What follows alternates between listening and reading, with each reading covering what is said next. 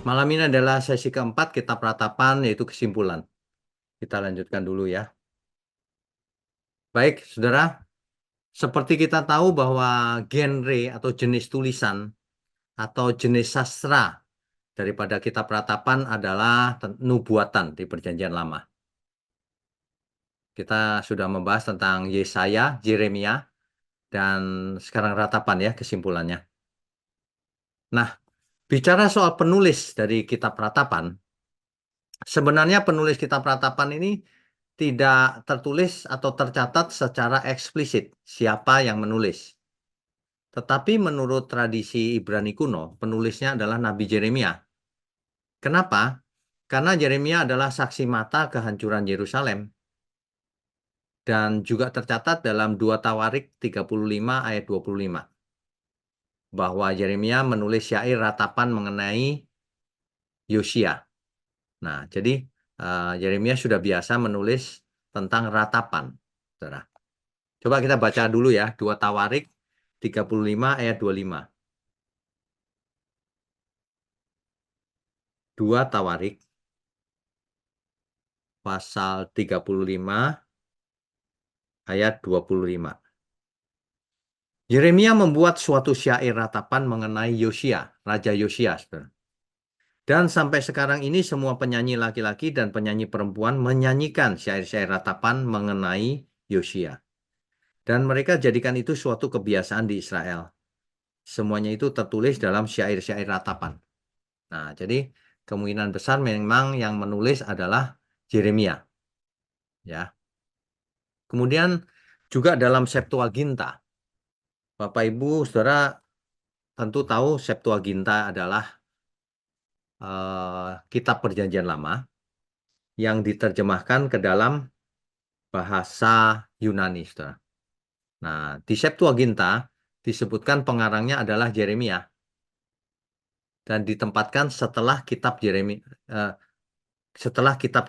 Jadi urut Yeremia, kitab Ratapan, seperti Alkitab yang kita punya ini. Jadi Alkitab yang kita punya ini urutannya persis dengan tradisi Septuaginta, ya. Nah, sedangkan tahun penulisannya itu antara 588 sampai 538. Jadi tahun penulisannya juga tidak jelas, tapi pasti antara itu. Pasti. Nah, lokasinya ada di pembuangan di Babel. Kalau saudara ingat, kisahnya Yerusalem dihancurkan, lalu penduduknya dibawa ke Babel, sebagian dibunuh, dibakar, dihancurkan Yerusalem. Nah, dibawa ke Babel. Di sanalah tempat penulisannya juga. Setelah jatuhnya Yerusalem tahun 586 sebelum Masehi, Nabi Yeremia menjadi saksi hidup bagaimana Yerusalem itu hancur. Jadi kitab ini ditulis sesuai dengan judulnya Ratapan. Isinya adalah berupa ratapan. Ratapan untuk mengajar semua orang yang di pembuangan akibat dari pemberontakan mereka. Makanya mereka mengalami hukuman dari Tuhan melalui kerajaan Babel. Semuanya hancur, saudara. Seolah-olah tidak ada harapan lagi, seolah-olah. Ya. Jadi kitab Ratapan ini mengisahkan kesedihan yang sangat dalam. Karena Yerusalem dihancurkan oleh Babel. Banyak penduduknya dibunuh, disiksa, lalu dibuang ke Babel. Nah, kitab ini ditulis dengan gaya puisi atau nyanyian kuno sebuah penguburan Yahudi. Seolah-olah lagi acara penguburan. Pasal 1-4 kita sudah bahas urut huruf awalnya secara alfabet Ibrani. Jadi kitab ini seakan-akan adalah nyanyian penguburan Yerusalem. Seolah-olah Yerusalem dipersonifikasikan mati dan dikuburkan. Karena dihancurkan oleh Babel tahun 587 atau 586 sebelum Masehi. Nah, kitab Ratapan kalau kita baca itu terdiri dari 5 pasal. Jadi terdiri dari 5 puisi. Ya. Nah, saking hebatnya kelaparan akibat kepungan musuh, Contohnya di Samaria. Musuh mengerti bahwa suatu kota yang dindingnya itu kotanya dilindungi oleh dinding yang tebal, benteng, maka kota itu perlu dikepung, lalu dibiarkan saja sehingga di dalamnya mengalami kelaparan karena lama-lama makanan habis kan. Nah, contohnya di Samaria, ibu kota Israel Utara. Seorang ibu menghadap raja untuk minta keadilan tentang saling sharing makan anak, saudara. Bayangkan anaknya sendiri dimasak, dimakan. Karena kelaparan hebat. Coba kita baca dua raja-raja,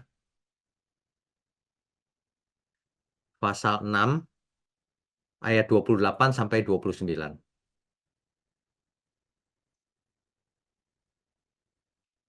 Kemudian bertanyalah raja kepadanya, ada apa? Jawab perempuan itu. Perempuan ini berkata kepadaku, berilah anakmu laki-laki supaya kita makan dia pada hari ini. Wah, ini sadis. Dan besok akan kita makan anakku laki-laki. Jadi kami memasak anakku dan memakan dia. Tetapi ketika aku berkata kepadanya pada hari berikutnya, berilah anakmu supaya kita makan dia, maka perempuan ini menyembunyikan anaknya. Waduh, ini benar-benar tragis, saudara. Makan anak sendiri, ya. Nah, hari ini di sinagoga-sinagoga kitab ini didaraskan. Daras itu dinyanyikan dengan nada-nada tertentu, dengan suara keras pada hari ke-9 bulan Ab. Itu akhir Juli sebenarnya. Pada hari puasa. Untuk apa? Untuk mengenang kehancuran Bait Suci di Yerusalem pada tahun 586 sebelum Masehi.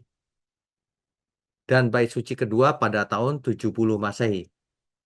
Jadi rupanya Bait Suci dihancurkan 2 kali, saudara. Ya, 2 kali ternyata dihancurkannya. Nah, kitab ini dibaca sehingga untuk meratap, untuk mengingat ratapan itu. Oke, kita lanjutkan dulu ya. Bicara soal Yerusalem, Yerusalem adalah ibu kota kerajaan Israel di zaman Raja Daud dan Salomo. Ketika itu kerajaan masih bersatu, utara dan selatan, belum pecah. Tahunnya 1010 sampai 931 sebelum Masehi. Nah, setelah Salomo mati, kerajaan pecah menjadi 2. Ini sering kita ulang-ulang ini. Yaitu yang di utara dinamakan kerajaan Israel dengan ibu kotanya Samaria, sedangkan yang di selatan disebut kerajaan Yehuda dengan ibu kotanya Yerusalem. Yerusalem menjadi pusat ibadah dengan bait Allahnya dan dengan tabut perjanjiannya. Merupakan kota lambang penyertaan Tuhan kepada bangsa Israel. Tetapi dengan tragisnya dihancurkannya oleh Babel sebagai akibat hukuman Tuhan kepada bangsa itu karena memberontak dengan cara menyembah Allah-Allah asing dan berlaku tidak adil kepada sesamanya dan kejahatan-kejahatan lain, makanya Yerusalem dihancurkan. Nah, ya. Oke, kita lanjutkan dulu. Hancurnya Yerusalem dengan segala kemegahan dan kesakralannya, serta pembuangan orang-orangnya adalah peristiwa paling tragis dalam sejarah Israel. Hingga saat ini. Itu yang paling tragis. Bayangkan, kota kebanggaan, kota kesayangan, hancur lebur. Termasuk bait Allah dan tabut perjanjiannya hilang. Padahal Allah telah menjanjikan tanah Kanaan kepada Abraham dan keturunannya, serta telah memberikan kemenangan kepada Daud. Lalu Yerusalem jadi ibu kota. Lalu di Yerusalem dibangun bait Allah oleh Salomo. Lalu di sana berdiri ada ruang Maha Kudus, ada tabut perjanjian, lengkap sudah. Imam-imamnya lengkap, ritualnya lengkap, hukum Taurat bisa dilakukan sesuai eh, perintah dan aturan yang berlaku, ya. Tapi ironinya 500 tahun kemudian, pada musim panas 587 sebelum Masehi. Kota itu jatuh kepada Babel, kalah, dan segalanya hancur dan hilang. Kitab Ratapan ini adalah kenangan akan rasa sakit, sedih, kebingungan orang Israel untuk dalam menghadapi peristiwa ini. Kita lanjutkan dulu ya. Ya. Jadi seperti yang telah kita bahas di yang lalu, kesimpulannya apa? Kesimpulannya semuanya ini tragis. Yerusalem bahkan seluruh Israel hancur pada 586 sebelum Masehi. Kota Daud ini hancur oleh api dan kekalahan. 10 suku yang di Israel hilang bahkan dihancurkan Asyur dan dibuang ke Asyur dan tidak kembali lagi. Itu tahun 722 sebelum Masehi. Sedangkan para tokoh Yehuda termasuk Daniel dan 3 temannya telah dibuang ke Babel pada tahun 606 sebelum Masehi. Saudara, nanti Rabu depan kan kita masuk ke kitab Yehezkiel. Nah, Yehezkiel termasuk yang dibuang ke Babel, saudara. Di Babel itulah Yehezkiel dipanggil Tuhan jadi nabi. Nanti Rabu depan itu, ya. Nah, Yerusalem hancur total, bait Allah musnah, Bukit Sion hilang semaraknya. Nah, orang yang masih tinggal bertanya-tanya tentunya, kenapa ini terjadi Tuhan? Ya, sebenarnya tidak perlu bertanya itu, karena pemberontakan atau dosa umat. Ya, nah, Nabi Yeremia sudah bernubuat bahwa tanah itu akan menjadi reruntuhan dan ketandusan selama 70 tahun. Yeremia 25 ayat 11. Kalau saudara masih ingat di pembahasan kita yang lalu, ketika Nabi Yeremia berkata 70 tahun baru kembali ke Yerusalem. Para nabi memukul Yeremia. Kamu menubuatkan yang jelek. 2 tahun saja, kata nabi palsu. Padahal tidak disuruh Tuhan mengatakan 2 tahun. Yang benar 70 tahun. Sesuai dengan nubuatan Nabi Yeremia yang diperintahkan Tuhan. Ya, sebelum bangsa itu kembali dari pembuangan dan membangun kembali Yerusalem dengan bait Allahnya. Bait Allah kedua itu, saudara. Ya, jadi sebenarnya yang kalau kita baca kitab Ratapan ini, yang paling penting itu mengingatkan kita semua untuk bertobat. Itu sebenarnya. Kalau tidak, hukumannya tragis. Ya, makanya kitab Ratapan sering disebut sebagai kitab paling menyedihkan di Alkitab. Ditulis oleh nabi yang paling bersedih, Yeremia. Sehingga disebut nabi yang menangis kan? Kita sudah bahas ya itu ya. Nah, kita juga sudah bahas mengapa Tuhan menghukum Israel begitu hebatnya. Bukankah Tuhan itu maha kasih, kasih adanya? Memang Tuhan kasih adanya. Salah satu natur Allah adalah kasih adanya. Tapi kita tidak boleh lupa bahwa Allah juga tegas. Barang siapa bersalah, ia harus dihukum. Meskipun karena kasihnya nanti ada pengampunan, tapi tetap harus dihukum. Ya, tapi itu jangan salah mengerti. Allah kita, Tuhan kita tidak menginginkan orang fasik binasa, melainkan bertobat. Dalam hal ini Israel sudah sering sekali diperingatkan supaya bertobat. Jangan menyembah dewa asing, harus berlaku adil kepada sesamanya, harus memiliki belas kasihan, dan seterusnya. Tapi umat ini mengeraskan hati, sehingga hukuman jalan terus akhirnya. Begitu, saudara. Ya. Nah, jadi kalau Tuhan menghukum umatnya, itu karena keadilannya. Tapi jangan salah juga, setelah dihukum diberi kesempatan untuk bertobat. Karena Tuhan itu setia kepada perjanjiannya atau janjinya. Nah, ini kronologinya, saudara. Coba kita ulang sejenak ya kronologinya ya.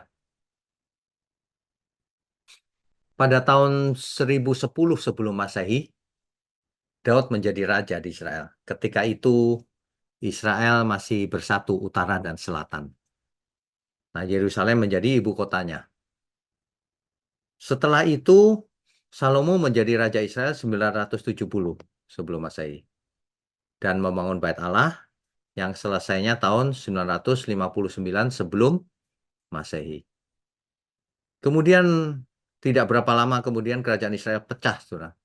Yang di utara disebut Israel, yang di selatan disebut Yehuda. Itu tahunnya 930 sebelum Masehi. Nah, akhirnya yang di utara, yaitu Israel jatuh ke tangan Asyur. 722 sebelum Masehi. Nah, Asyur sendiri akhirnya hancur juga.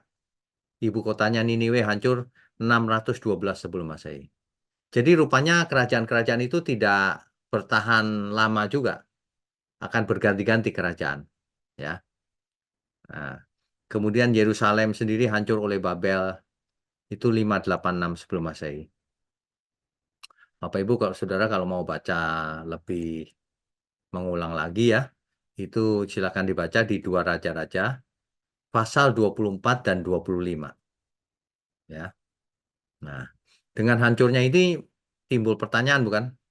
Bagaimana nasib Yerusalem? Kalau kita mengikuti sesi-sesi yang lalu kita sudah tahu bahwa berikutnya umat Yehuda akan kembali ke Yerusalem membangun kembali. Akhirnya Bait Allah kembali berdiri. Bait Allah kedua. Tapi kemudian dihancurkan lagi oleh Jenderal Titus dari Roma ya. Nah, begitu terus. Tapi ada masa depan yang cerah. Di mana itu disebut-sebut adanya Yerusalem yang baru. Coba kita baca Ibrani 12 ayat 22. Apa itu Yerusalem baru? Ibrani 12 ayat 22. Tetapi kamu sudah datang ke Bukit Sion, ke kota Allah yang hidup, Yerusalem surgawi, dan kepada beribu-ribu malaikat suatu kumpulan yang meriah. Artinya Yerusalem baru ini adanya di kota Allah, bukan di bumi lagi. Itu yang berikutnya. Kenapa? Karena langit dan bumi menjadi lautan api. Jadi yang hancur bukan cuma Yerusalem, bukan cuma Israel, tapi seluruh dunia langit dan bumi akan hancur suatu hari nanti. Coba kita baca lagi Wahyu pasal 21 ayat 2. Ini adalah penglihatan yang dilihat oleh Yohanes ya di Pulau Patmos.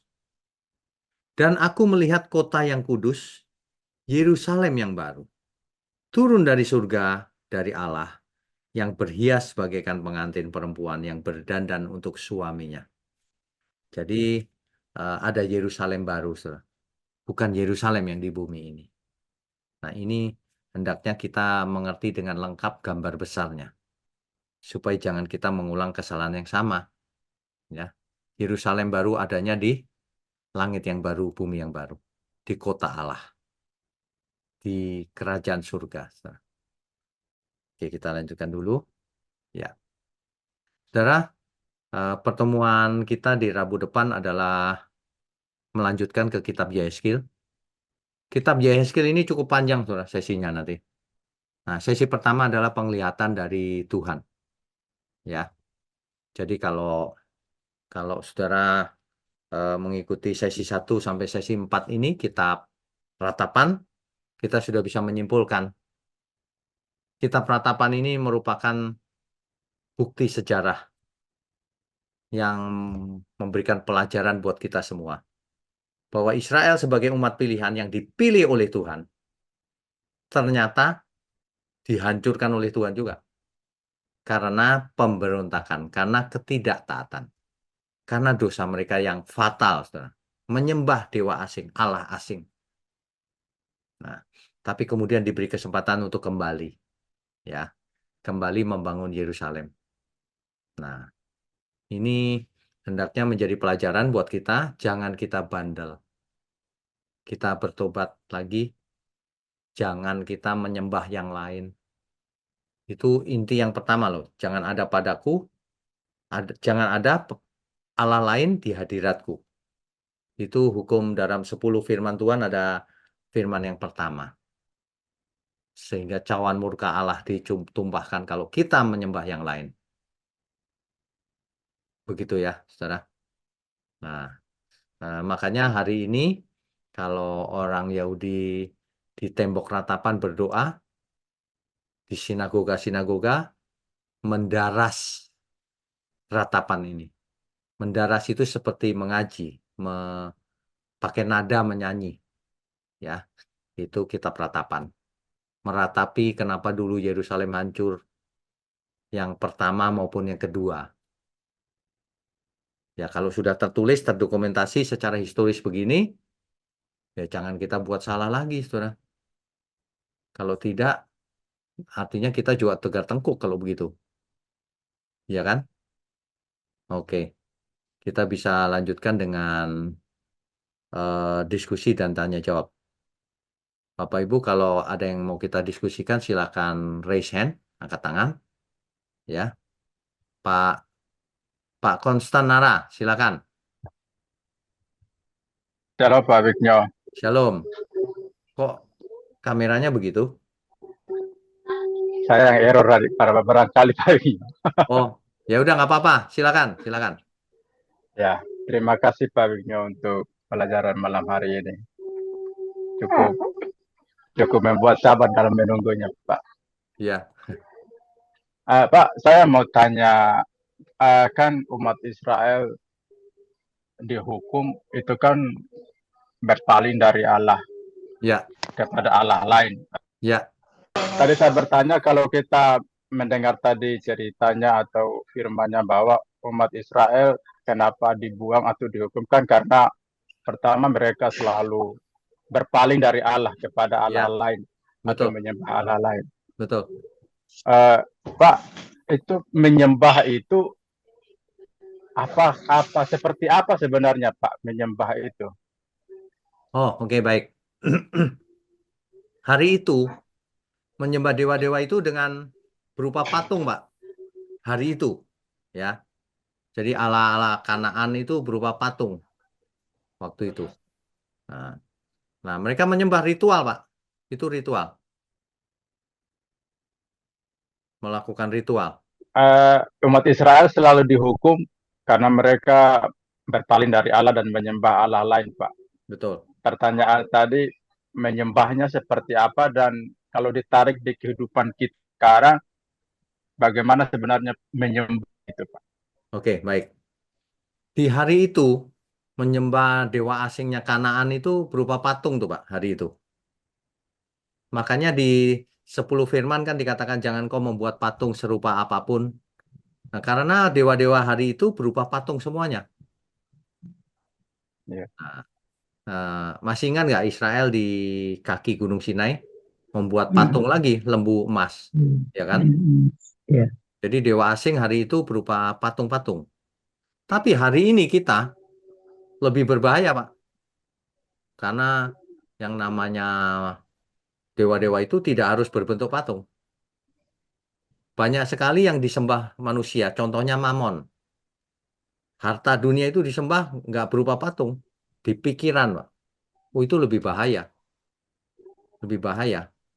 Nah, makanya jangan terlalu orientasinya perjanjian lama. Perjanjian lama kan patung. Hari ini nggak cuma patung, banyak sekali berhala kalau manusia itu.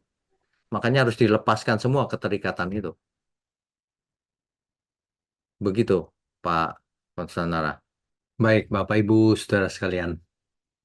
Sebelum kita sudahi malam ini, mari kita tundukkan kepala. Mari kita berdoa. Bapa kami yang di surga, kami mengucap syukur. Kami terus bisa belajar melalui online Bible study ini. Biarlah dari hari ke hari kami semakin dewasa, semakin lengkap pengetahuan kami. Dan kami semakin mengerti bagaimana kami harus hidup. Tidak mengulangi kesalahan yang sama dengan kesalahan-kesalahan yang terdahulu. Terima kasih Tuhan untuk program OBS ini. Engkau berkati tangan-tangan yang mendukung pekerjaanmu. Engkau berkati kami semua. Biarlah semuanya dalam perlindungan Tuhan, pemeliharaan Tuhan. Terima kasih, hanya di dalam nama Tuhan Yesus kami berdoa dan mengucap syukur. Amin.